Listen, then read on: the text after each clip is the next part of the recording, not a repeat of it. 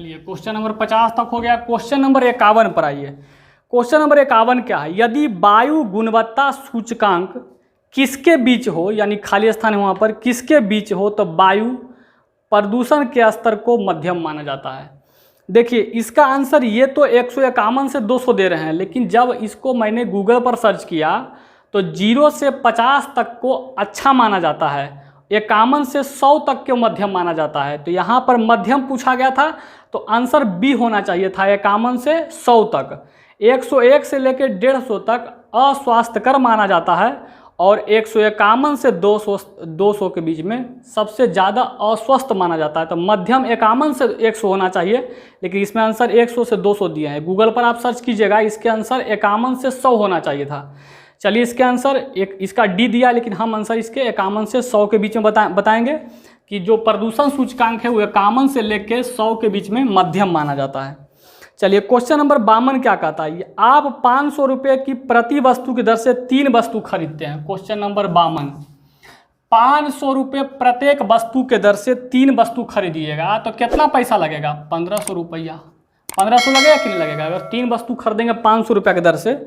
कहता है हालांकि दुकान पर दी गई छूट के अनुसार आपको 2 वस्तु खरीदने पर 1 वस्तु मुफ्त मिलती है। अगर 500 रुपया के आप 2 वस्तु खरीदिएगा तो आपका 1000 रुपया लगेगा और 1 वस्तु फ्री में मिल जाएगा। 1 वस्तु क्या मिल जाएगा? फ्री में, तो यानी 3 वस्तु आपको वापस हो गया। तो सवाल में कहता है इस सौदे में कुल कितनी छूट मिली है। फिर से सवाल को देखिए, आप 500 रुपये प्रति वस्तु दर से 3 वस्तु खरीदते हैं तो 500 गुने 3 यानी 1500 रुपया लगता। लेकिन कहता है हालांकि दुकान पर दी गई छूट के अनुसार आपको 2 वस्तु खरीदने पर 1 वस्तु फ्री मिलती है। तो 2 वस्तु खरीदिएगा तो 1000 रुपया लग जाएगा और 1 वस्तु फ्री मिल गया तो 3 वस्तु तो आपको मिल गया। कहता है इस सौदे में कितना छूट मिला? देखिए तो कितना का छूट मिला? 500 का छूट मिला कितना पर? 1500 पर। 500 कम है बटा किससे कम है? 1500 से गुने 100, 2 शून्य 2 शून्य अब 5 तिया 15 यानी 100/3, 33.33%। आंसर जाएगा इसका, यानी आंसर नंबर डी में। प्रतिशत में निकालना था, छूट 500 रुपया का है लेकिन इसको प्रतिशत में निकालना था। चलिए 52 के बाद क्वेश्चन नंबर आ जाइए 53 पर।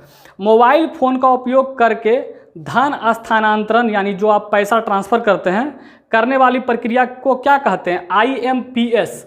इस प्रक्रिया को कहते हैं IMPS। याद रखिएगा, फ़ोन पे में जाइएगा तो देखिएगा लिखा हुआ रहेगा। 54 नंबर क्वेश्चन, उस विकल्प का चयन करें जो नीचे दिए गए जोड़े जैसा संबंध को दर्शाता है। न्यूनतम अधिकतम। क्वेश्चन नंबर कितना है? 54। न्यूनतम इसका दिया है क्या? अधिकतम। अधिकतम तो उल्टा हुआ ने, कम का मान क्या? ज़्यादा। अधिकतम, न्यूनतम का अधिकतम तो उल्टा खोजना है। सबसे खराब सबसे अच्छा, यह तो आंसर है इसका। खुश प्रसन्न, खुश और प्रसन्न उल्टा नहीं है। पहला दूसरा उल्टा नहीं है। पहला और अंतिम रहता तो उल्टा होता। दुख और क्रोधित, दुख का सुख रहता तो उल्टा होता। तो सबसे यहाँ पर ऑप्शन जाएगा सबसे खराब सबसे अच्छा। चलिए क्वेश्चन नंबर आ जाइए 55 पर। क्वेश्चन नंबर 55 क्या कहता है? 55 नंबर को देखिए। 55 नंबर कहता है यदि थीटा बराबर 330 डिग्री, थीटा का मान 30 डिग्री, तो कहता है tan square theta plus cot square theta का मान कितना होगा? tan square theta plus cot square theta तो कुछ नहीं। देखिए यहाँ पर tan स्क्वायर थीटा की जगह पर 30 degree plus cot square theta की जगह पर 30 डिग्री, तो tan 30 का मान आपको याद रखना है। तो देखिए tan 30 का मान होता है tan 30 का मान होता है 1/√3। इस बात का ध्यान रखना है। और कॉट 30 डिग्री जो होगा, कॉट स्क्वायर 30 डिग्री यहाँ पर है, तो कॉट 30 का जो वैल्यू होता है tan का उल्टा होता है।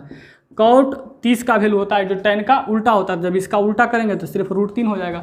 चलिए तो tan 30 का वैल्यू कितना? 1/√3 और इसका स्क्वायर है और प्लस √3 का स्क्वायर है, क्योंकि यहाँ पर स्क्वायर है, कॉट स्क्वायर थीटा है। तो देखिए इसका स्क्वायर कीजिए तो हो जाएगा 1/3 प्लस 3 तो 3 3 9 1 10/3। 10/3 देखिए कौन सा ऑप्शन में आंसर है? 10/3 डी नंबर में है। तो करना कुछ नहीं, मान याद रखना है और मान बैठा के सॉल्यूशन करना है। इस सवाल में कोई गलती नहीं होना चाहिए। चलिए क्वेश्चन नंबर 55 हो गया। क्वेश्चन नंबर 56, 2015 में राजीव खेल रत्न पुरस्कार से किसे सम्मानित किया गया था? सानिया मिर्जा को। देखिए सवाल 2015 के करंट अफेयर्स का। 2015 में सानिया मिर्जा को राजीव खेल रत्न पुरस्कार मिला था और राजीव खेल रत्न पुरस्कार 1992 से दिया जा रहा है। चलिए क्वेश्चन नंबर 57, 2014 और 15 में क्रिकेट के क्षेत्र में CK Nayudu lifetime achievement पुरस्कार से किसे सम्मानित किया गया था? सैयद किरवानी को। ये सब सवाल उसी समय का करंट का ऑप्शन लेकिन याद रखिए फिर भी सैयद किरवानी को 14-15 के दौरान में क्रिकेट के लिए CK Nayudu lifetime achievement पुरस्कार दिया गया था। 58 नंबर, माचिस की तिलियों में होता है फास्फोरस, लाल फास्फोरस का उपयोग होता है माचिस की तिलियों में। देखते होंगे जब माचिस जो जलाते हैं तो वहाँ पर लाल जैसा या काला जैसा आगे रहता है, वही रगड़ते हैं तो जलता है, वही है फास्फोरस। देखिए क्वेश्चन नंबर 59 क्या कहता है? क्वेश्चन नंबर 59 है जो कहता है कि तस्वीर की ओर देखकर अद्वैता ने कहा, अद्वैता नाम की एक लड़की है,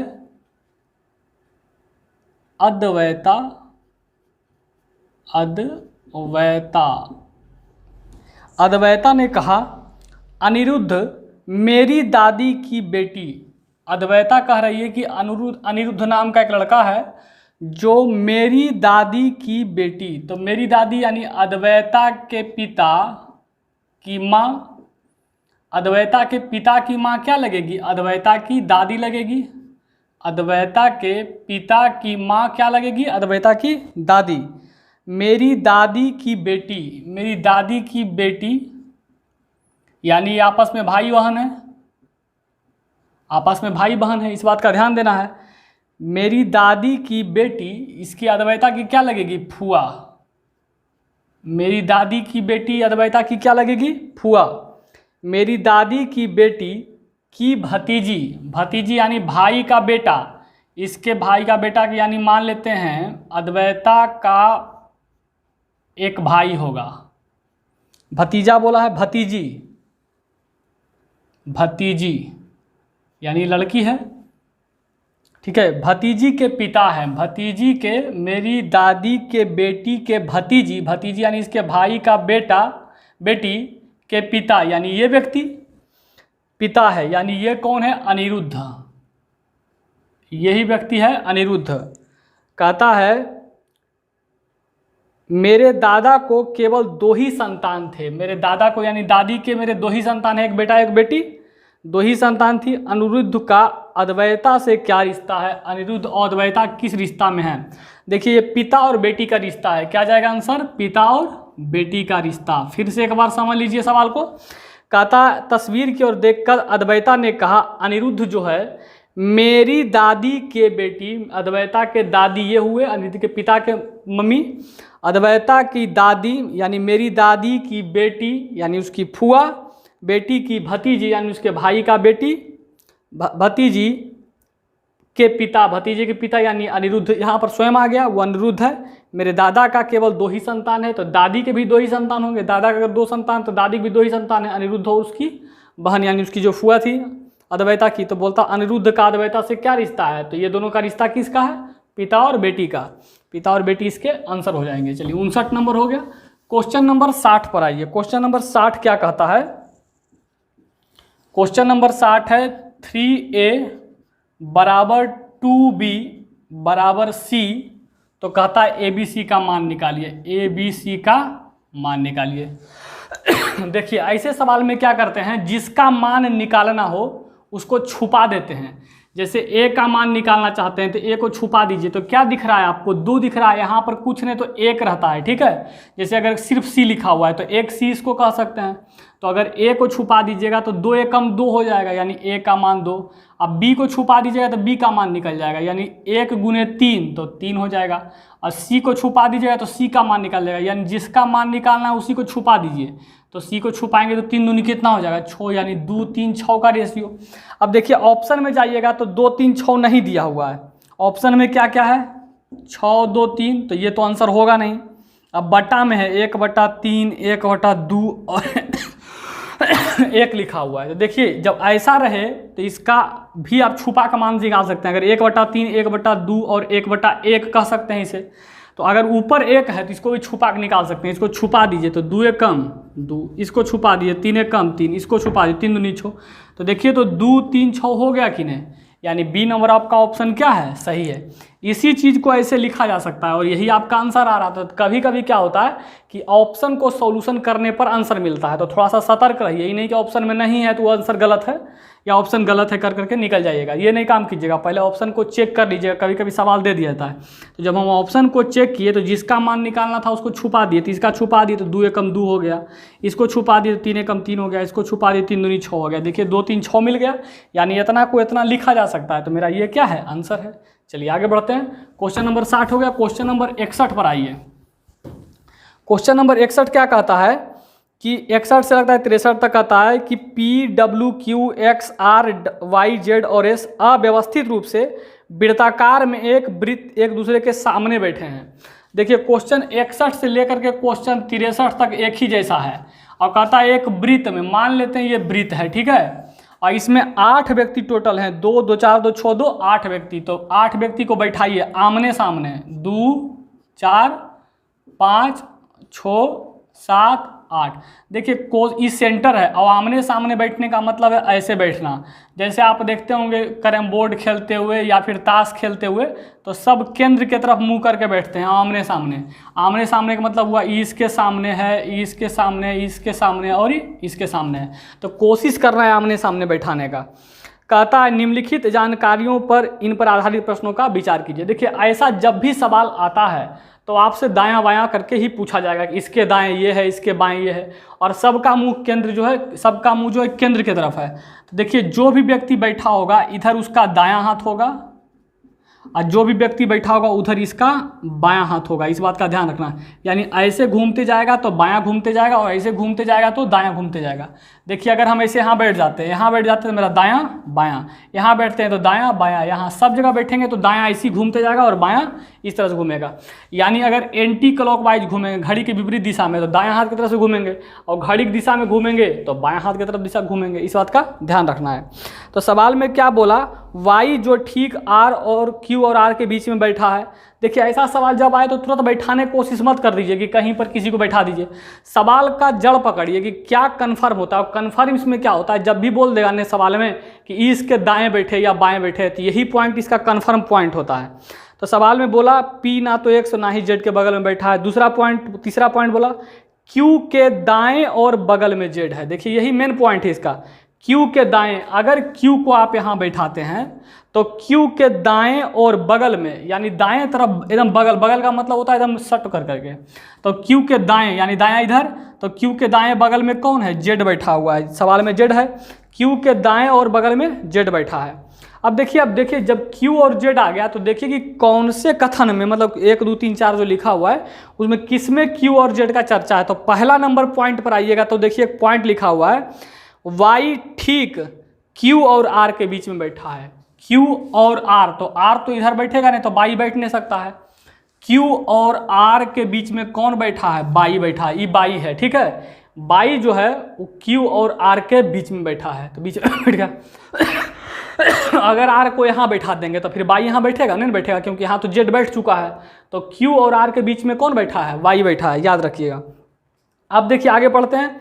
पी ना तो एक्स और ना ही जेड के बगल में बैठा है। पी ना तो इधर बैठेगा और ना, मतलब इधर नहीं बैठ सकता है पी, बस यहाँ ध्यान रखिएगा। आगे बढ़िए। एक्स के बाएं से और बाई के दाएं से तीसरे स्थान पर एस है, ये भी मेन पॉइंट है। एक्स व्यक्ति देखिए आपका बैठा हुआ है, नहीं बैठा हुआ है। कहता एक्स के बाएं से और बाई के दाएं से, बाई तो बैठा हुआ है, बाई के दाएं से तीसरा, बाई के दाएं इधर दायां होता है, बाई के दाएं पहला दूसरा तीसरा स्थान पर कौन बैठा हुआ, एस। बाई के दाएं तीसरे पहला दूसरा तीसरे स्थान पर एस है और एक्स के बाएं तीसरा होना चाहिए। तो अगर एक्स को यहाँ बैठा देंगे तो पहला दूसरा तीसरा में बाएं हो जाएगा कि नहीं। सवाल यही मेन पॉइंट है। कहता एक्स के बाएं, एक्स यहाँ बैठा दिए, एक्स के बाएं अगर ऐसे एक्स बैठा हो तो इधर बायां होगा, तो एक्स के बाएं तीसरा पहला दूसरा तीसरा एस है और बाई के दाएं से तीसरा एस है बैठा हुआ। कहता है पी ना तो जेड के, पी ना तो एक्स और ना ही जेड के बगल में बैठेगा। पी व्यक्ति जो है एक्स के बगल में नहीं बैठेगा, तो पी को यहाँ बैठा दीजिए, बस पी बैठ गया। अब देखिए कि कौन बाकी रह गया है, तो जेड बाकी रह, डब्लू बाकी रह गया है, डब्लू का लिख देंगे। चलिए यहाँ तक क्लियर हो गया। अब आइए मेन पॉइंट में, अब आगे सवाल, अब इस पर सवाल बनाएंगे, सब चीज़ इस तरह से हो गया। कहता है यदि उनके चेहरे वृत्त के बाहर के तरफ हो सब में अंदर कर दिए। अगर वृत्त में चेहरा बाहर हो जाता तो W किसके बाएं होता? सोचिए, अगर W का चेहरा बाहर हो जाएगा तो जब बाहर होगा तो सबका चेहरा बाहर होगा, इसका भी चेहरा बाहर होगा, इसका भी चेहरा बाहर होगा। अब बाहर जब होगा तो इधर पट्टी बायां रहेगा और इधर इसका क्या रहेगा? दायां रहेगा। उसी तरह इसका इधर बायां रहेगा, इधर क्या रहेगा? दायां रहेगा। इसका बायां रहेगा, इधर दायां रहेगा, सब व्यक्ति का। तो कहता है W किसके बाएं बैठा है? अब सोचिए, P व्यक्ति यहाँ पर है, P अगर हम ऐसे बैठे हुए हैं तो P के बायां हाथ इधर होगा, तो बाएं में W बैठा हुआ है। अगर W कहता है किसके बाएं है तो आंसर जाएगा P के बाएं। P के बाएं तरफ है W, तो आंसर क्या जाएगा? C number option. चलिए 61 हो गया। क्वेश्चन नंबर 62 को देखिए।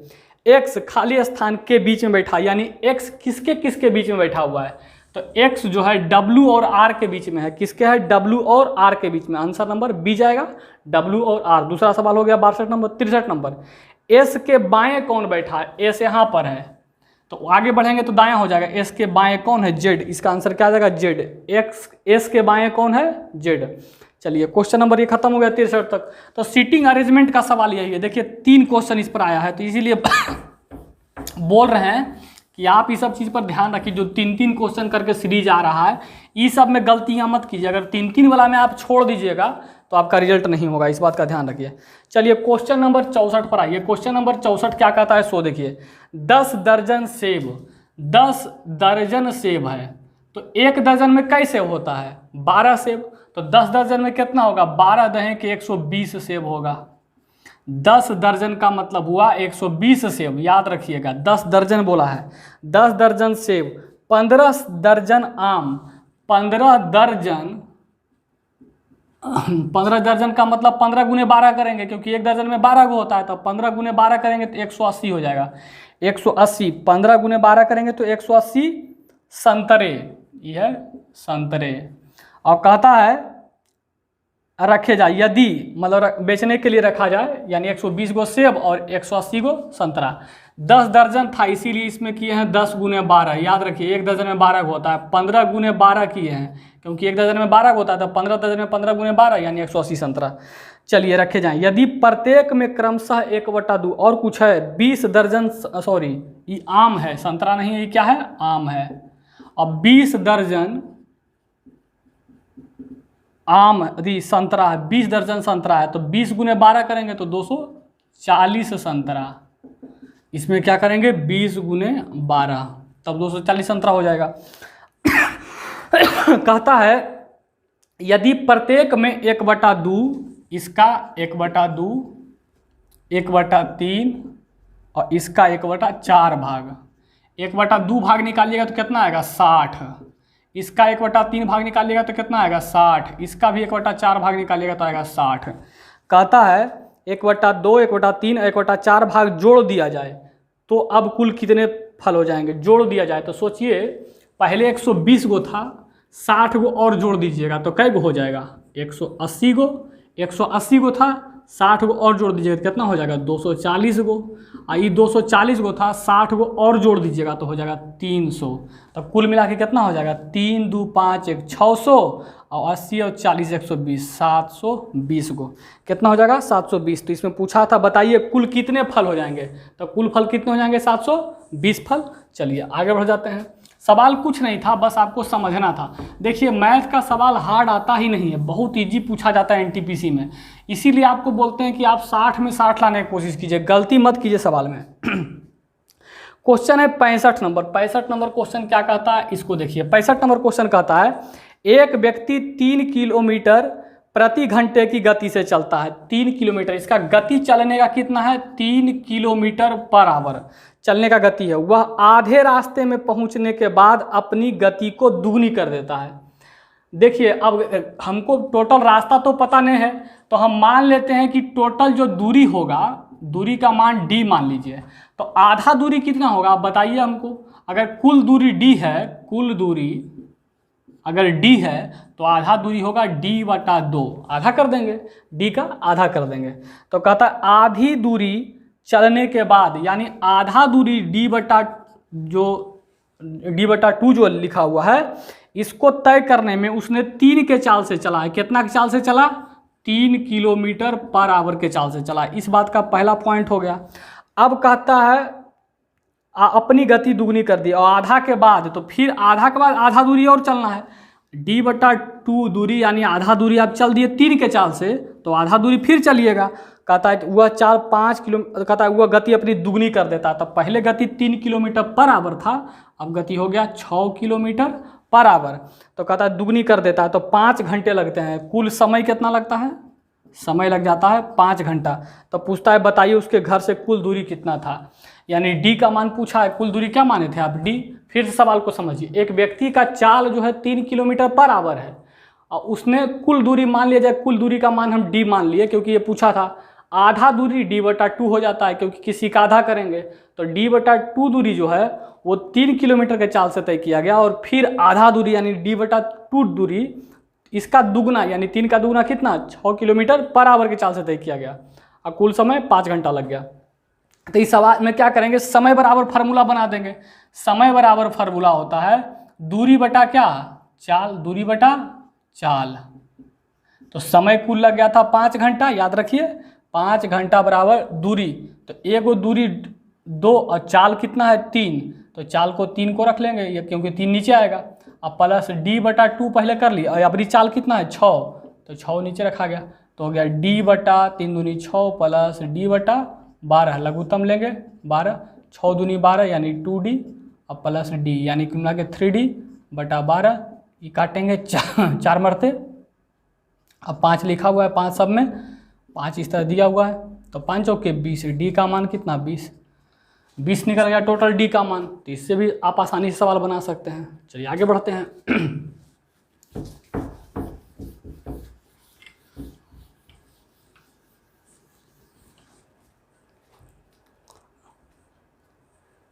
66 नंबर।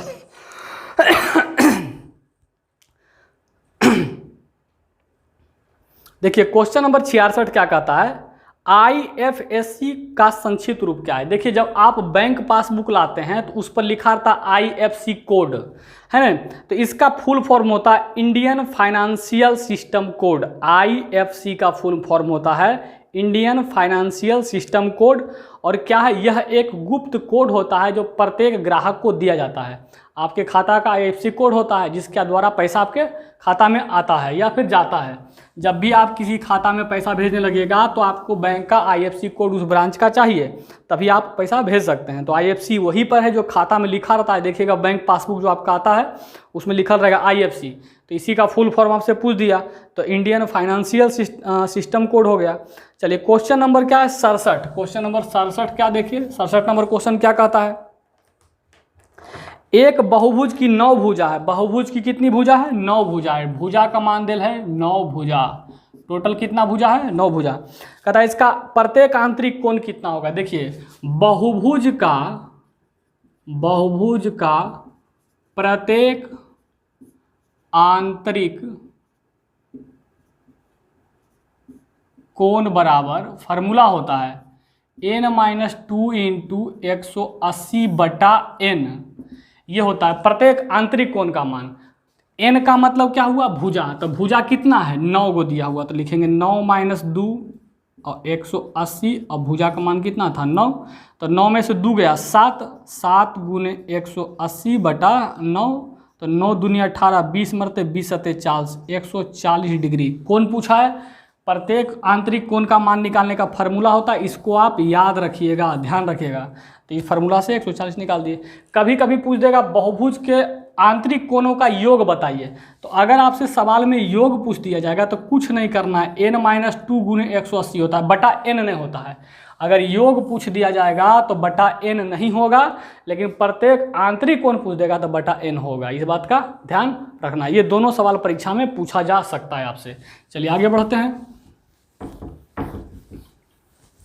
67 के बाद क्वेश्चन नंबर है 68। क्वेश्चन नंबर 68 क्या कहता है? S और T एक काम को 50 दिन में पूरा कर सकते हैं। क्वेश्चन नंबर 68 क्या कहता है? S और T को काम पर लगाइएगा तो 50 दिन में पूरा कर सकते हैं काम को। उन्होंने 20 दिन तक काम किया, दोनों मिल करके, यानी S और T दोनों मिल करके कितना दिन काम किया? 20 दिन काम किया है। और कहता है उसका छोड़ दिया, बताइए कितना काम बाकी रह गया। देखिए एक बात बताते हैं, ऐसा सवाल आ जाता है आप इसको दो मेथड से बना सकते हैं। पहला मेथड देखिए एस और टी काम को कितना दिन में करता था, 50 दिन में। तो दिन का उल्टा काम या क्षमता होता है, यानी एक दिन में 1/50 काम हो सकता है। एक दिन में कितना काम हो सकता है, 1/50 काम। तो यही होता है क्षमता। दिन का उल्टा क्षमता कहलाता है। तो दिन का उल्टा क्षमता, तो 50 का उल्टा करेंगे तो कितना हो जाएगा, 1/50। ये हो गया क्षमता, यानी क्षमता का मतलब हुआ एक दिन में किया गया काम। तो दोनों का क्षमता है 1/50। तो सोचिए एक दिन का ही काम है तो 20 दिन काम किया गया है, तो हो जाएगा 1/50 गुने 20, 20 दिन काम किया गया है। तो 20 से ऊपर गुना करेंगे तो हो जाएगा 20/50, यानी काटेंगे तो 2/5। 2/5 काम 20 दिन में हो जाएगा। तो सवाल में आपसे क्या पूछ दिया, सो देखिए, कहता छोड़ दिया, बताइए कितना काम बाकी रह गया। तो 2/5 काम जो है वो आपका, उन्होंने 20 दिन तक काम किया और उसके बाद काम छोड़ दिया, बताइए कितना काम बाकी रह गया है। अभी भी काम पूछता है कितना काम बाकी रह गया है। देखिए अगर पूछा जाता सवाल में कि कितना काम हो गया है तो 2/5 काम हो जाता, लेकिन अब बोल दिया कितना काम बाकी रह गया है। तो सोचिए कि अगर 20 दिन काम किया गया, 2/5 काम हो गया, तो एक में से अगर 2/5 घटा दीजिएगा तो 5 एक कम 5 में से 2 गया, 3/5 काम अभी क्या है, बाकी है। 3/5 काम क्या है, बाकी है। तो इसके आंसर क्या हो जाएंगे, 3/5। अगर बाकी पूछ दिया तो अगर पूछता कितना काम कर दिया गया तो 2/5 काम कर दिया गया है। ऐसे भी समझ लीजिए 5 काम में 2 काम हो गया तो 5 काम में 3 काम बाकी है कि नहीं, 5 काम में 3 काम बाकी है। यही आपका आंसर है 3/5। सवाल बहुत ईजी होगा लेकिन आपको समझना पड़ेगा ये सब चीज़ों में। चलिए आगे बढ़ते हैं। 69 नंबर, राज्यसभा के सदस्यों का चुनाव किसके द्वारा किया जाता है। देखिए बाबू इसको समझिए ज़रा बात को। 69 नंबर क्या सवाल है, देखिए आप जानते हैं कि संसद में राज्यसभा होता है, राज्यसभा, और लोकसभा होता है, लोकसभा। और राज्य में जो होता है वो विधानसभा होता है, विधानसभा, और विधान परिषद होता है, विधान परिषद। सब राज्य में नहीं होता है विधान परिषद, लेकिन 6 गो ऐसे राज्य हैं जहाँ पर विधान परिषद है। वर्तमान में 7 राज्य हो गए हैं जहाँ विधान परिषद है ना। चलिए तो राज्यसभा, लोकसभा, विधानसभा और विधान परिषद ये दोनों केंद्र में होता है। केंद्र में जो होता है वो राज्यसभा और लोकसभा होता है, और राज्य में विधानसभा और विधान परिषद होता है। विधानसभा के जो सदस्य होते हैं उसको हम विधायक बोलते हैं। क्या बोलते हैं, विधायक, जिसको आप बोलते हैं MLA, विधायक को। और जो लोकसभा में जो सदस्य होते हैं उसको आप बोलते हैं, या राज्यसभा में MP, मेंबर ऑफ पार्लियामेंट, है ना। चलिए मेंबर ऑफ पार्लियामेंट हो गया, विद्यालय लिख दे, विधायक, विधायक है ना, विधायक कहते हैं। और MLA यहाँ पर इसको कहते हैं विधायक को। तो अब यहाँ पर समझिए बात को, लोकसभा के जो भी सदस्य होते हैं उसका चुनाव जनता के द्वारा होता है। इसका चुनाव क्या होता है, जनता। जब देखते हैं आप वोट देने जाते हैं, जैसे BJP पार्टी को देते हैं या फिर किसी पार्टी को वोट देते हैं, तो आप लोकसभा के सदस्यों का चयन करते हैं। किसके सदस्यों का करते हैं, लोकसभा के। तो इसका जो चुनाव होता है वो जनता के द्वारा होता है। उसी तरह से विधानसभा का जो सदस्य का चुनाव होता है ये भी जनता के द्वारा होता है। किसके द्वारा होता है, जनता के द्वारा। देखिए हाल ही में बिहार में जो है चुनाव है, आपको पता होगा, लगभग शायद 28 अक्टूबर से चुनाव है बिहार में। तो बिहार में 2020 के 28 अक्टूबर, तो ये जनता के द्वारा चुनाव होगा, जनता इसमें वोट देगी। लेकिन राज्यसभा में क्या होता है, राज्यसभा के जो सदस्य चुने जाते हैं वो विधानसभा के जो विधायक होते हैं, जैसे हम विधायक को चुन लिए, आप विधायक चुनेंगे राज्यसभा के सदस्य को, हम चुनेंगे विधायक को, और विधायक चुनेंगे राज्यसभा के सदस्य को। याद रखना है कि विधान परिषद के सदस्य नहीं चुनता है, कौन चुनता है, विधायक। विधानसभा के सदस्य चुनता है, ये नहीं चुनता है, इस बात का ध्यान रखना है।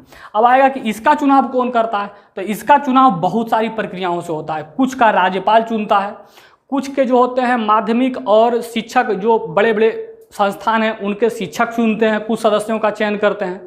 कुछ सदस्यों का चुनाव जो है बड़े मतलब जैसे जो ग्रेजुएशन किए हुए हैं वो भी चुनते हैं। कुछ लोग जो मतलब ग्रेजुएट हो गए हैं कुछ व्यक्ति, उनके द्वारा भी विधान परिषद के सदस्यों का चुनाव होता है। तो इसके बहुत सारे प्रक्रिया हैं, एक प्रक्रिया नहीं है विधान परिषद के सदस्यों को चुनने का। लेकिन राज्यसभा के सदस्यों का चुनाव विधानसभा के सदस्य करता है, और लोकसभा का सदस्य और विधानसभा के सदस्य का चुनाव जनता के द्वारा होता है। इस बात का ध्यान रखना है। और इसका चुनाव बहुत सारी प्रक्रियाओं से होता है, बहुत सारी प्रक्रिया है। देखिए राज्यसभा का जो सदस्य होता है वो राज्य का प्रतिनिधि होता है और ये 30 साल की उम्र में राज्यसभा का सदस्य बनता है। और लोकसभा का सदस्य जो होता है वो 25 साल की उम्र में बनता है। वही विधानसभा का जो सदस्य है वो भी 25 साल में बनता है और विधान परिषद का सदस्य जो है वो 30 साल में बनता है। देखिए, राज्यसभा और विधान परिषद ये दोनों उच्च सदन है और लोकसभा और विधानसभा ये दोनों निम्न सदन है, निचला सदन माना जाता है। चलिए, ज़्यादा डीपली बताने लगेंगे तो वीडियो काफ़ी बड़ा हो जाएगा। बताने का बहुत कुछ मन करता है जीएस में, लेकिन अपने ऊपर नियंत्रण रखते हुए चलते हैं क्योंकि वीडियो काफ़ी बड़ा हो जाता है। अभी सेट सॉल्यूशन चल रहा है, जिस दिन क्लास चलने लगेगा उस दिन काफ़ी डीपली बताया जाएगा आपको। चलिए, क्वेश्चन नंबर 70 से 72 तक आइए। 70 से लेकर 72 तक क्वेश्चन नंबर क्या बोलता है इसके बारे में चर्चा करेंगे। कहता है निम्न आकृति का अध्ययन कीजिए और उस पर आधारित सवालों के जवाब दीजिए।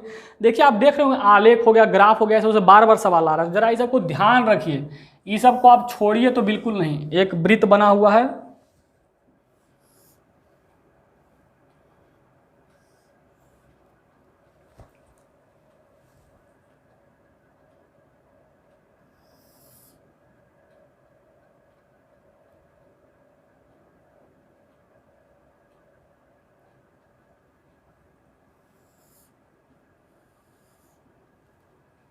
समझ लीजिएगा इसको। फिगर तो इसे हम दे दिए हैं क्वेश्चन में, लेकिन फिर भी समझने के लिए फिगर बना दिए हैं। ठीक है, यहाँ 30 लिख दिया गया है, यहाँ 3 है, यहाँ 7 लिखा हुआ है, यहाँ पर जो है 5 लिखा हुआ है, यहाँ खाली है घर। अच्छा, ये लाइन थोड़ा सा आगे बढ़ा लीजिए, यहाँ पर 4 लिखा हुआ है, देखिएगा सवाल में लिखा हुआ है। यहाँ पर 12, यहाँ पर 15 है। चलिए, कहता है, अब देखिए बगल में वृत्त चॉकलेट, कहता है आकृति एक सोसाइटी के बच्चों की मनपसंद आइसक्रीम फ्लेवर्स को दर्शाता है। यानी कौन कौन बच्चा को कौन कौन फ्लेवर पसंद है। तो वृत्त वाला जो है वो चॉकलेट, जो चॉकलेट फ्लेवर के हैं वो खाते हैं वृत्त वाले लोग। यहाँ पर जो वर्ग वाले हैं वो वेनिला फ्लेवर आता है। और स्ट्रॉबेरी फ्लेवर जो है, स्ट्रॉबेरी वाले खाने वाले हैं, स्ट्रॉबेरी खाने वाले फ्लेवर के हैं त्रिभुज वाले। तो अब सवाल में कहता है कितने बच्चे स्ट्रॉबेरी पसंद करते हैं। स्ट्रॉबेरी पसंद करते हैं, इसका मतलब त्रिभुज वाला, क्योंकि स्ट्रॉबेरी कौन है, त्रिभुज वाला। तो कितने बच्चे स्ट्रॉबेरी पसंद करते हैं, स्ट्रॉबेरी का मतलब त्रिभुज वाले में पहले चल जाइए। लेकिन वनीला पसंद नहीं करते हैं, तो वेनिला कौन हो गया, ये जो वर्ग बना हुआ है, तो वर्ग को हटा देना है। तो वर्ग हट जाएगा तो ये दोनों हट जाएगा, तो बचेगा कौन, 3 बचेगा और 4 बचेगा। वर्ग के अंदर सबको हटा दीजिए, वर्ग के अंदर सब हट जाएगा। तो त्रिभुज के अंदर कौन कौन बचेगा, 3 देखिए त्रिभुज के अंदर और 4 भी देखिए त्रिभुज के अंदर है, लेकिन 3 और 4 वर्ग के अंदर नहीं है, इसलिए आंसर कितना हो जाएगा, 4 3 7, 4 + 3 बराबर कितना, 7। तो ये क्वेश्चन नंबर 70 का आंसर हो गया। 70 नंबर का आंसर 4 3 7। चलिए, 70 के बाद क्वेश्चन नंबर 71 में आइए। 71 नंबर क्या कहता है सवाल, कितने बच्चे चॉकलेट और वेनिला दोनों पसंद करते हैं, चॉकलेट और वनीला, लेकिन स्ट्रॉबेरी पसंद नहीं करते हैं। स्ट्रॉबेरी यानी त्रिभुज के अंदर नहीं होना चाहिए। सबसे पहले आप इसी को हटाइए, नहीं पसंद करते हैं, तो स्ट्रॉबेरी के अंदर से हटा दीजिएगा, तो जितना भी स्ट्रॉबेरी त्रिभुज में है सब खत्म हो जाएगा। तो कौन कौन बचेगा, 12 15 30 यही बचेगा।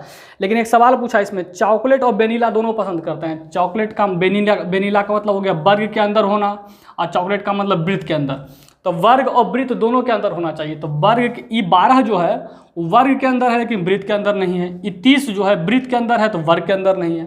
तो 15 ही ऐसा है जो वर्ग और वृत्त दोनों के अंदर है और स्ट्रॉबेरी के अंदर नहीं है। तो स्ट्रॉबेरी तो खाता नहीं है, मतलब उस तरह का आइसक्रीम चखता नहीं है। तो 15 इसके क्या हो जाएंगे, आंसर हो जाएंगे। 71 का आंसर कितना, 15। चलिए, 72 नंबर कहता है वेनिला पसंद करने वाले और चॉकलेट पसंद करने वालों के बीच क्या अनुपात है। वेनिला पसंद करने वाले, सबसे पहले वेनिला देखिए। तो एक 72 नंबर सवाल क्या है, वेनिला पसंद करने वाले। वेनिला का मतलब हो गया वर्ग वाला। तो वर्ग के अंदर जितना भी है सबको जोड़िए भाई। तो देखिए 12 5 17 17 और 12, 17 10 27, 27 और 5 32 और 7 39। अब कहता है चॉकलेट पसंद करने वाले, चॉकलेट यानी वृत्त वाला। तो देखिए वृत्त के अंदर जितना भी है, जितना भी वृत्त के अंदर है, 7 3 10 40, तो कितना हो गया, 30 10 40, 40 और 15 55, 39:55 जाएगा आंसर। अब कहिएगा सर आप इसको भी ले लिए, ये तीनों को भी, तीनों की इसलिए ले लिए भले कुछ रहे चाहे न रहे, लेकिन वृत्त के अंदर होना चाहिए। जितना बोला जाएगा उतने काम करना है। बोला चॉकलेट तो चॉकलेट के अंदर जितना आएगा सबको लेंगे। बोलेगा वेनिला तो जितना आएगा सबको लेंगे बिना कुछ देखे हुए। इस बात का ध्यान रखना है। चलिए तो ये तीनों का आंसर हो गया। अब आइए क्वेश्चन नंबर 73 पर। क्वेश्चन नंबर 73 को देखते हैं। क्वेश्चन नंबर 73 कहता है नीचे कुछ कथन और उसके बाद कुछ निष्कर्ष दिए गए हैं। तो कथन और निष्कर्ष देखते हैं। कथन क्या है, पहले कथन में दिया है। कथन क्या कह रहा है, कह रहा है कुछ फुटबॉल खिलाड़ी क्रिकेटर हैं। पहला कथन है कुछ फुटबॉल खिलाड़ी। तो मान लिया जाए कथन के अनुसार ग्राफ बनता है, तो कहता है कुछ फुटबॉल खिलाड़ी। मान लेते हैं ये फुटबॉल खिलाड़ी का ग्राफ है। ये किसका ग्राफ है, फुटबॉल खिलाड़ी का। कुछ फुटबॉल खिलाड़ी क्रिकेटर हैं, यानी इस फुटबॉल खिलाड़ी में से कुछ को काट लेंगे और ये क्या बन जाएंगे, क्रिकेटर। कैसे क्रिकेटर कर देते हैं, तो फुटबॉल खिलाड़ी का पूरा ग्राफ, इसमें से कुछ काट लिए, बन गया क्रिकेटर। कथन दूसरा कहता है सभी हॉकी खिलाड़ी फुटबॉल प्रेमी हैं। हॉकी यहाँ पर नहीं है तो ग्राफ बनाते हैं। जितने भी हॉकी खिलाड़ी हैं, सभी हॉकी खिलाड़ी जितने भी हैं, सब के सब टोटल क्या है, फुटबॉल प्रेमी हैं। तो फुटबॉल अब पी से प्रेमी कर देते हैं। फुटबॉल प्रेमी है तो जितने भी हॉकी खिलाड़ी हैं वो क्या हैं, फुटबॉल प्रेमी हैं। तो सवाल में कहता है फुटबॉल प्रेमी हैं जबकि कुछ क्रिकेटर हैं। कहता है सभी हॉकी खिलाड़ी फुटबॉल प्रेमी हैं जबकि कुछ क्रिकेटर हैं, जबकि इसमें से कुछ क्या है, क्रिकेटर है। तो देखिए पहला निष्कर्ष क्या बोलता है। कथन पर ग्राफ बन गया। अब निष्कर्ष इसका क्या है, क्या निकलता है, इस पर ध्यान देंगे। पहला निष्कर्ष और दूसरा निष्कर्ष, दो निष्कर्ष दिए हुए हैं। तो पहला निष्कर्ष है कुछ खिलाड़ी जो भी क्रिकेटर हैं, कुछ खिलाड़ी मान ले जो भी क्रिकेटर, ये क्रिकेटर का ग्राफ है, इसमें से कुछ खिलाड़ी क्या हैं, क्रिकेटर हैं।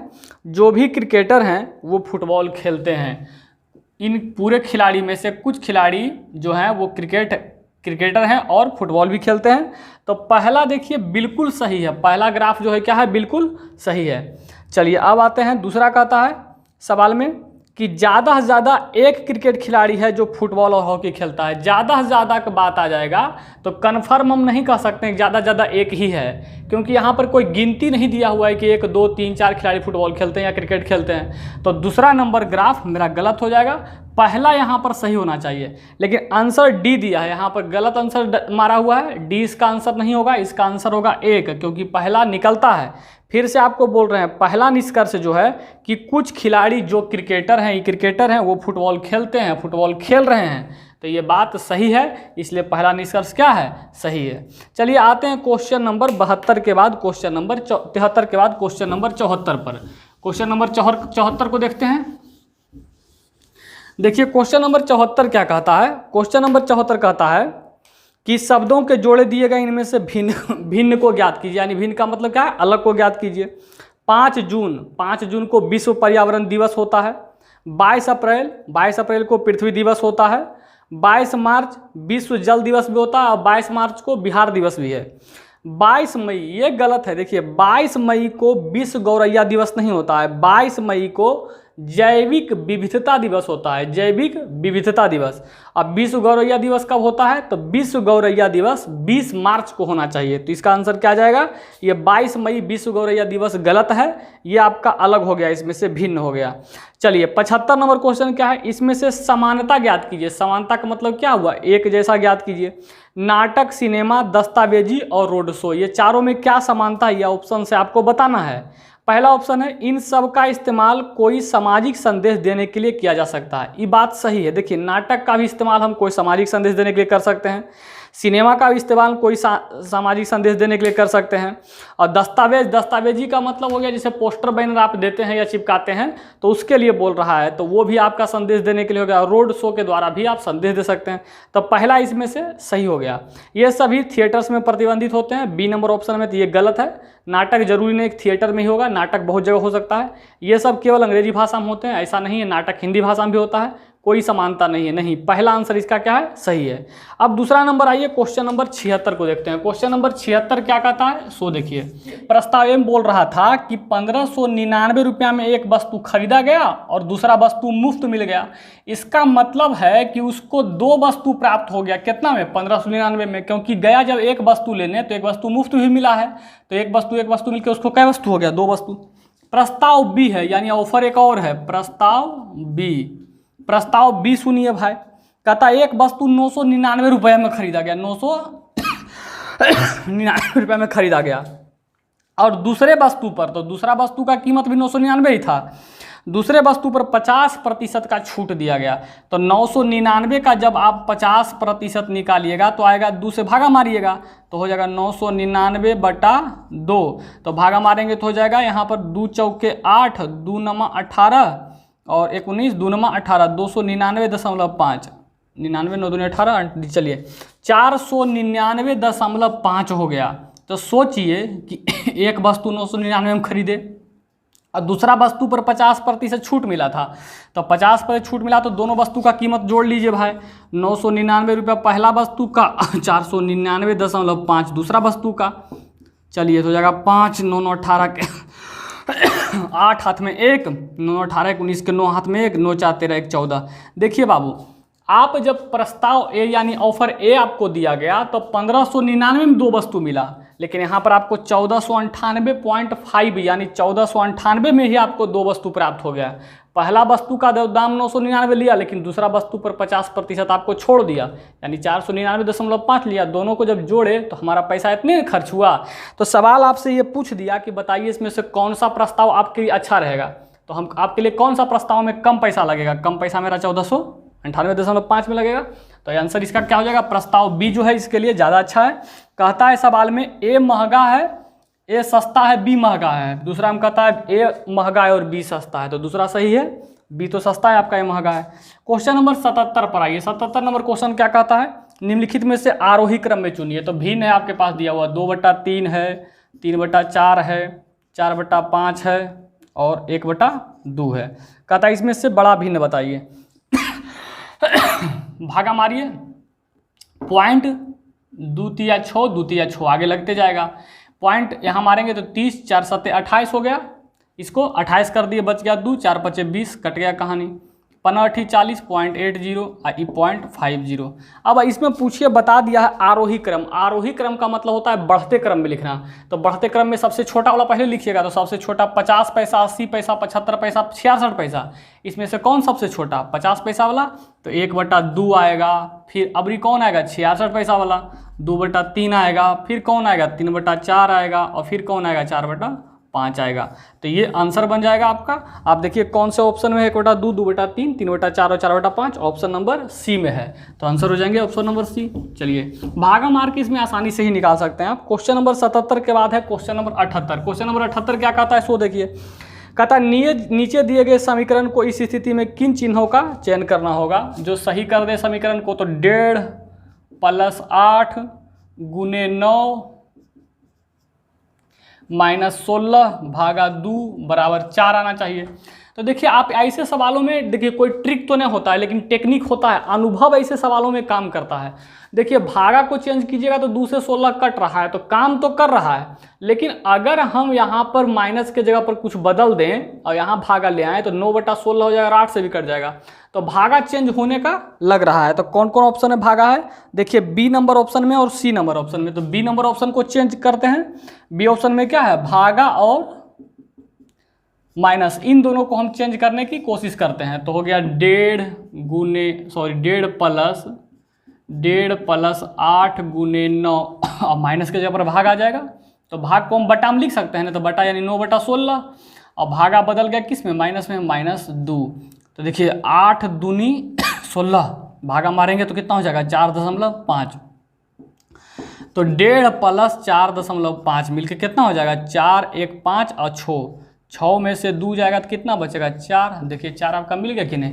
तो ये आपका चिन्ह बदलना है। ऐसे चीज़ों में अगर आपको नहीं दिक्कत हो, तो अगर ज़्यादा परेशानी हो रहा है तो ऑप्शन आप चेंज करके ही बना सकते हैं। अब देखिए अनुभव का है, जब बनाते रहिएगा इस सवाल, इस तरह का सवाल ने, तो आपको पता चल जाएगा कि हम कौन सा ऑप्शन उठाएं। तो 1 2 में ही आप ज्ञात कर लीजिएगा, वो अनुभव का चीज़ है बाबू।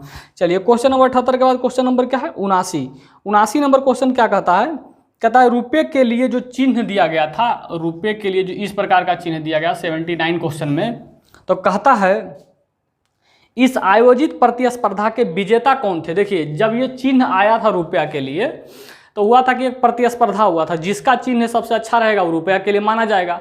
और ये प्रतिस्पर्धा कब हुआ था 2010 में। 2010 में रुपया का चिन्ह ये बदला था, अपनाया गया है 2010 से। तो कहता है इस प्रतिस्पर्धा में विजेता कौन है। उदय कुमार नाम का एक व्यक्ति था, उदय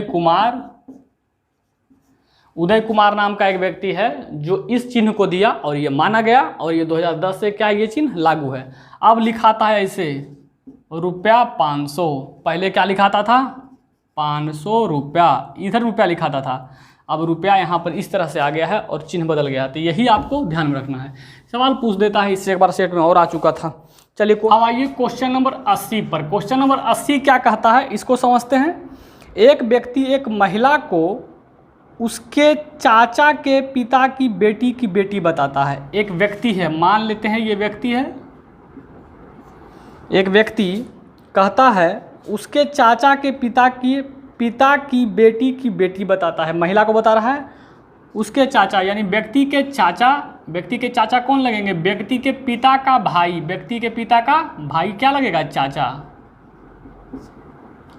व्यक्ति के पिता का भाई क्या लगेगा चाचा,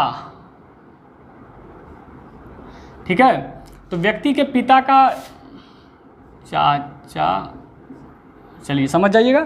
कहता है एक व्यक्ति उसके महिला को उसके चाचा के पिता की बेटी, उसके चाचा के पिता ये हो गए कि बेटी यानी इसके फुआ लगेंगे, ये बेटी की बेटी बताता है, बेटी की बेटी बताता है, ये हो गई महिला।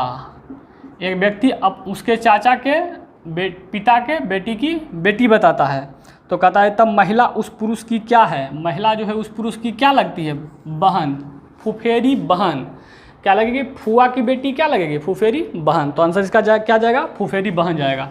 चलिए क्वेश्चन हो गया 80 नंबर। क्वेश्चन नंबर 81 को देखिए। 81 नंबर क्वेश्चन क्या कहता है सो समझिए। 81 नंबर क्वेश्चन है सामान्य आँख के लिए स्पष्ट दूरी की न्यूनतम दूरी कितनी है। सामान्य आँख के लिए स्पष्ट दूरी का मतलब समझिए, न्यूनतम दूरी क्या होता है। जैसे मान लीजिए वस्तु के यहाँ रखे हुए हैं तो हमको दिख रहा है, लेकिन जैसे जैसे आँख के नज़दीक लाएंगे देखिएगा, एक गौर करके देखना, धुंधला हो जाता है और फिर नहीं दिखाई पड़ता है। नाक पर जब वस्तु रहेगा तो क्या लिखा हुआ है पेन पर दिखाई नहीं देगा। तो न्यूनतम दूरी जो है आँख से और वस्तु का वो 25 सेंटीमीटर तक दिखाई दे सकता है। इससे अगर कम रखेंगे तो नहीं दिखाई देगा। अधिकतम तो कहीं भी देख सकते हैं आप, जहाँ तक आपको देखने दिखेगा। चलिए क्वेश्चन नंबर 81, तो इसके आंसर 81 का क्या हो जाएगा 25 सेंटीमीटर। न्यूनतम जो दूरी है आँख का वो कितना है 25 सेंटीमीटर। हम 25 सेंटीमीटर तक वस्तु को देख सकते हैं कम से कम। अब आइए क्वेश्चन नंबर 82 को। क्वेश्चन नंबर 82 क्या है, TRE के ट्रैक को लिखा गया है 8 3 4 6, और उसके बाद है फैमिली FAMILY, फैमिली को लिखा गया है 20 91 75, और रियलिटी REALITY, रियलिटी को क्या लिखा जाएगा। तो करना कुछ नहीं है, मिला के लिखा गया है। जैसे R को देखिए 3 लिखिएगा, E है तो E को 4 लिखिएगा, A है तो A को क्या लिखिएगा, A को 0 लिखिएगा, L है तो L को क्या लिखिएगा 7 लिखिएगा, I है तो I को क्या लिखिएगा 1, T है तो T को क्या लिखिएगा, और Y है तो Y को क्या लिखिएगा। सब मिला के लिखना है, तो ये आसानी से लिखा जाएगा। चलिए ये तो बहुत आसान सवाल था, ये कई बार बता भी चुके हैं। 83 नंबर क्या है क्वेश्चन सो समझिए। क्वेश्चन नंबर 83 क्या कहता है कि A - B के the whole square plus 2AB बराबर भाट क्या होगा। देखिए A - B के दी होल स्क्वायर का फार्मूला होता है, तो फार्मूला क्या है A square plus B square minus 2AB। इतना का फार्मूला ये होता है, अब प्लस 2AB बाद में है। तो देखिए 2AB कैंसिल, तो बच क्या गया A square plus B square. कौन से ऑप्शन में है, B नंबर ऑप्शन में A square plus B square है। चलिए क्वेश्चन नंबर 84 पर आइए। क्वेश्चन नंबर 84 क्या है सो समझिए। कहता है आर नाम का एक व्यक्ति है, उसने 13% के दर पर, दर कितना है, दर जो दिया हुआ है वो 13% है, 1200 रुपया उधार लिया। पी का मान दिया हुआ है, पी बराबर कितना यानी मूलधन दिया हुआ है 1200 रुपया, 5 वर्ष के लिए। टी का मान भी दे दिया 5 वर्ष। अब पूछ दिया कितना भुगतान करना पड़ेगा, यानी अमाउंट पूछ दिया है। जब आप किसी से पैसा लीजिएगा और उसको पैसा वापस कीजिएगा तो मूलधन के साथ ब्याज भी दीजिएगा। मूलधन के साथ ब्याज क्या कहलाता है, अमाउंट, मिश्रधन कहलाता है। चलिए तो पहले क्या करेंगे, ब्याज निकाल लेंगे। तो देखिए अमाउंट का फार्मूला होता है मूलधन प्लस ब्याज, अमाउंट का फार्मूला होता है मूलधन प्लस ब्याज। तो मूलधन तो हमको दिया हुआ है लेकिन ब्याज हमारे पास नहीं है, तो ब्याज का फार्मूला लगाएंगे। तो ब्याज का फार्मूला आप पढ़े होंगे, PRT, पी का मान 1200, आर का मान 13 और टी का मान 5 बटा कितना 100, गुना करेंगे, काट देंगे। तो 13 पच्चे 65, 65 गुने या 12 पच्चे 60 और 13 6 78, 780 रुपया। तो सोचिए ब्याज निकल गया। अब मूलधन अब प्लस ब्याज होता है, तो मूलधन कितना 1200, अब प्लस ब्याज कितना है 780, 12 7 1980 रुपया। यही क्या हो गया, अमाउंट हो गया। मूलधन के साथ ब्याज को जोड़ दिए। चलिए आगे बढ़ते हैं। अगला क्वेश्चन है क्वेश्चन नंबर 85। सूर्य को देखने के लिए किस यंत्र का उपयोग करते हैं, हेलियोस्कोप। सूर्य को देखने के लिए हेलियोस्कोप का उपयोग करते हैं। 86 नंबर है, प्रथम भारतीय संचार उपग्रह कौन था, आर्यभट्ट। देखिए आर्यभट्ट जो है सोवियत संघ के द्वारा 1975 में पहला बार छोड़ा गया, जो भारत के लिए था। और उस उपग्रह का क्या नाम था, आर्यभट्ट, याद रखना है। अच्छा किस यान से गया था, कॉस्मोस यान से, और बैकानूर अंतरिक्ष केंद्र से गया था, जो सोवियत संघ में पड़ता है। चलिए क्वेश्चन नंबर आ जाइए 87। तो इसके तो आंसर 86 के आंसर क्या आ जाएंगे, आर्यभट्ट। 87 नंबर क्या है, एक कंपनी उन उम्मीदवारों की नियुक्ति करता है जो निम्नलिखित मापदंडों को पूरा करते हैं। तो क्या क्या मापदंड है जरा समझ लीजिए। पहला मापदंड है कि वह व्यक्ति 10वां में यानी 10th क्लास में कितना अंक लाए, 85%। और ये उम्मीदवार जो कक्षा 12 है उसके समतुल्य न्यूनतम 75% लाए। जो 12th क्लास के लिए छात्र है वो 65% नंबर लाएगा। लेकिन वाणिज्य, जब तीसरा कंडीशन, तो दूसरा कंडीशन हो गया। तीसरा कंडीशन है कि लड़का वाणिज्य का नहीं होना चाहिए, क्योंकि वहाँ वाणिज्य का क्या है, सीट नहीं है। कहता है तो बताइए कि इनमें से किस उम्मीदवार का निश्चित चयन हो जाएगा। तो पहला उम्मीदवार के बारे में जानिएगा। तो पहला उम्मीदवार क्या है, कहता है वह 12वीं में 70% अंक लाया। 12वीं में 65 लाते तो हो जाता, 70 लाए तो बिल्कुल हो जाएगा। लेकिन आगे पढ़िए, कहता है 10वीं में 80% लाया। 10वीं में आपको कितना चाहिए, 85%, और 80% लाए तो होने का चांस कम है, आपका नहीं हो सकता है। दूसरा नंबर है जिग्नेश ने 12वीं में 80% लाना था, 65 लाए हैं 80, लेकिन 10वीं में 90% अंक अर्जित किया। 10वां में 90%, 10वां भी अच्छा नंबर लाया है। लेकिन वह वाणिज्य का छात्र है, किसका विद्यार्थी, वाणिज्य का, और वाणिज्य के विद्यार्थी का सिलेक्शन नहीं है, इसलिए बी भी क्या हुआ, गलत। अब आइए सी पर। जयेश ने 10वीं में 75%, 10वां में लाना है 85% और आप लाए हैं 75%, तो आपका सिलेक्शन कहाँ से होगा, सी नंबर का भी नहीं हुआ। डी नंबर के बारे में आइए। जिग्नेश ने 12वीं में 80% लाना था, 65 लाए हैं 80, हो सकता है सिलेक्शन। और 10वीं में 88 लाना था, 85 लाए हैं 88, हो सकता है। और वह विज्ञान का छात्र है, वाणिज्य का छात्र नहीं है, यानी डी नंबर सही हो गया। विज्ञान का छात्र भी है और दोनों क्लास में बढ़िया नंबर भी लाया है। तो 87 नंबर क्वेश्चन क्या हुआ, क्लियर। इसके आंसर क्या आ जाएंगे, डी। अब क्वेश्चन आइए 88 नंबर पर। 88 नंबर क्वेश्चन क्या कहता है, नेशनल स्पेस सोसाइटी में 2015 स्पेस पायनियर पुरस्कार किसे दिया गया था। देखिए 2015 का सवाल है, तो इसके आंसर इसरो के मार्स ऑर्बिटर प्रोग्राम टीम को दिया गया था। 89 नंबर क्या है, निम्नलिखित में से किसे एक टूटता हुआ तारा कहा जाएगा। 88 हो गया, 87, 88, 89। देखिए टूटता हुआ तारा कहा जाएगा। देखिए उल्का और उल्का पिंड के बारे में आप पढ़े होंगे। उल्का क्या होता है, जो पृथ्वी के गुरुत्वाकर्षण बल के कारण पृथ्वी की तरफ तो आता है पिंड, लेकिन रास्ता में ही जल के खत्म हो जाता है, उसी को हम टूटता हुआ तारा भी कहते हैं। तो एक पिंड है जो टूटता हुआ तारा के रूप में आता है, अगर पृथ्वी पर गिर गया तो उल्का पिंड कहलाता है। तो कहता है क्या है, जैसे तारा है, एक ग्रह है, अंश एवं अवशेष है। पिंड का मतलब होता है किसी बड़े ग्रह का टुकड़ा, भाग, छोटा वाला, तो हो गया अंश या अवशेष। इसके आंसर जाएंगे। 90 नंबर, शिमला समझौता 1972 में पर किनके द्वारा किया गया था। तो शिमला समझौता भारत और पाकिस्तान में हुआ था, भारत और पाकिस्तान के बीच हुआ था। इंदिरा गांधी एवं जेड भुट्टो द्वारा किया गया था। तो इसके आंसर क्या होंगे? इंदिरा गांधी और जे.ए. भुट्टो के द्वारा। क्वेश्चन नंबर 91 देखिए 91, कहता है 91 में x square plus x minus 42, कहता है इसका गुणनखंड तोड़िए। तो गुणनखंड आप तोड़ने के लिए जानते होंगे, यहाँ दोनों को गुना करने पर 42 एक्स स्क्वायर, क्योंकि 42 को एक्स में गुना करेंगे तो 42 एक्स स्क्वायर हो जाएगा, और जोड़ने घटाने पर 1 आना चाहिए। तो देखिए कौन ऐसा संख्या लीजिएगा जिसको गुना कीजिएगा, तो जैसे दो संख्या को जब गुना कीजिएगा तो 42 आ जाएगा। अब जब जोड़िएगा या घटाइएगा कुछ भी करिएगा तो आना चाहिए कितना? 1 आना चाहिए जोड़ने घटाने पर। तो वो संख्या कौन है? 7 और 6। देखिए 7 6 गुना कीजिएगा, 7 6 42 आ जाएगा, 7 में से 6 घटाइएगा 1 भी आ जाएगा। तो लिखिएगा 100 x square plus 7x minus 6x minus 42। देखिए 7 6 42 भी हो जाएगा और 7 में से हो जाएगा तो 1 बच भी जाएगा। तो कॉमन ले लेते हैं, यहाँ से बंटवारा करते हैं, x कॉमन लिए तो बच गया x प्लस 7। अब माइनस 6 कॉमन लेंगे तो बचेगा x प्लस 7, क्योंकि अगर बाहर कॉमन माइनस होता है तो अंदर में परिवर्तन होता है चिन्ह में, यानी माइनस से तो क्या बन जाता है? प्लस बन जाता है। तो एक बार देखिए जब गुणनखंड आप निकालेंगे तो चेक करने का सही तरीका ये दोनों बराबर होना चाहिए, याद रखिए सब गुणनखंड में। तो x प्लस 7 और x माइनस 6, या फिर कह सकते हैं x माइनस 6 और x प्लस 7। देखिए कौन सा ऑप्शन में है? ऑप्शन नंबर सी में मौजूद है, तो इसके आंसर हो जाएंगे। तो इसमें कुछ नहीं था, गुणनखंड निकालना था। गुणनखंड निकालने के लिए आपको आता होगा। चलिए आगे बढ़ते हैं। क्वेश्चन नंबर 91 के बाद क्वेश्चन नंबर 92 है, दूसरे फुटबॉल इंडियन सुपर लीग के चैंपियन कौन थे? चेन्नई FC। दूसरे जो फुटबॉल चेन्नई लीग हुआ था उसके चेन्नई FC थे। अगला है 93 क्वेश्चन। 93 क्वेश्चन क्या है? ध्यान दीजिए, कहता है 1 2 10 18 3 17 19 अंकों का माध्य बताइए। माध्य का मतलब होता है क्या? औसत। देखिए सब बहुत बार आ चुका है। माध्य का मतलब होता है औसत, और औसत में क्या होता है? सबको जोड़ दीजिए, पहले ऊपर वाला जितना है सबको जोड़ दीजिए, अब बटा संख्या 1 2 3 4 5 6 7, 7 से क्या कीजिए? भागा मार दीजिए, निकल जाएगा औसत है। यही क्या कहलाता है? माध्य। चलिए आसान सवाल था। 94 नंबर क्वेश्चन क्या कहता है? जम्मू कश्मीर सरकार की ग्रीष्मकालीन राजधानी क्या है? ग्रीष्मकालीन राजधानी जहां गर्मी में राहत मिलेगा तो वो है श्रीनगर। भारत का ग्रीष्मकालीन राजधानी है शिमला और जम्मू कश्मीर का है श्रीनगर। चलिए क्वेश्चन नंबर आइए 95 पर। क्वेश्चन नंबर 95 क्या कहता है? इसको समझिए।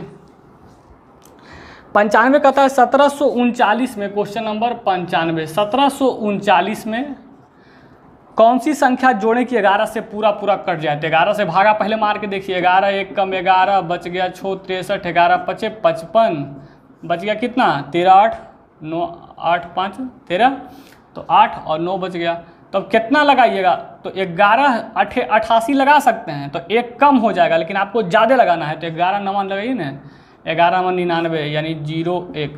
देखिए अगर ये संख्या 99 यहाँ 89 की जगह पर होता, यानी 10 ज़्यादा होता, तो ये 11 से कट जाता कि नहीं कट जाता?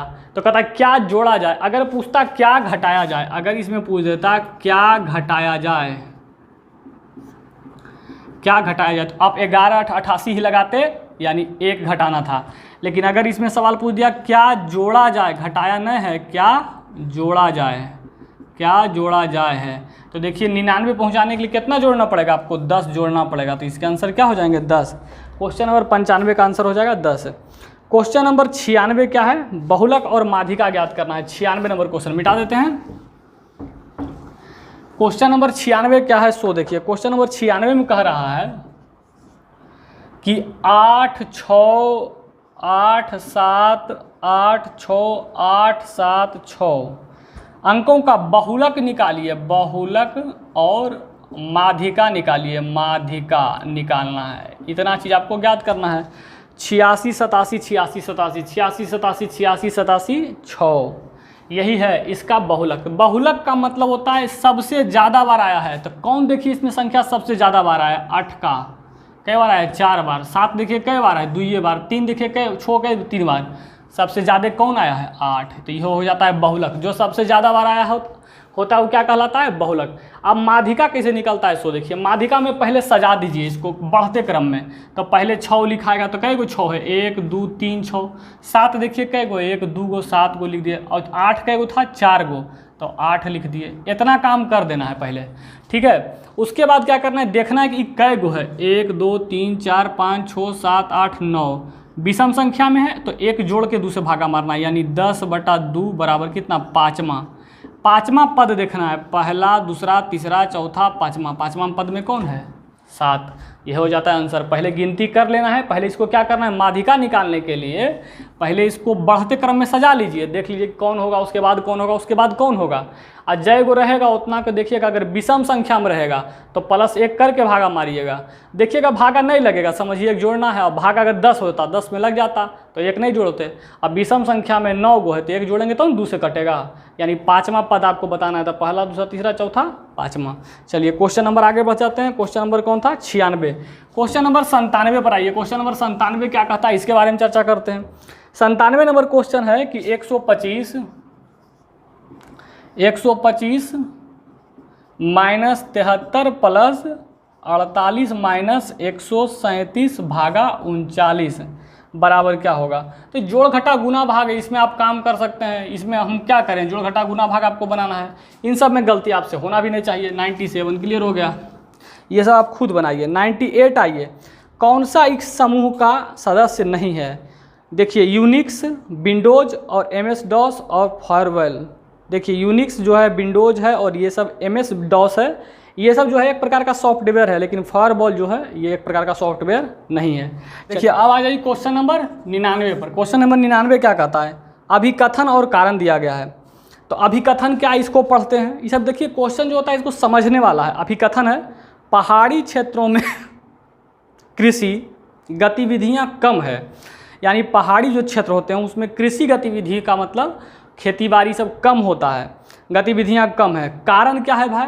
कारण दिया है, पहाड़ों पर उपजाऊ भूभाग कम होता है तथा जलवायु की स्थिति जटिल होती है। देखिए बात तो दोनों सही है। पहाड़ पर उपजाऊ मिट्टी कहाँ से मिलेगा, उतना तो उपजाऊ मिल नहीं पाएगा। तो कहता है ए और आर दोनों सही है।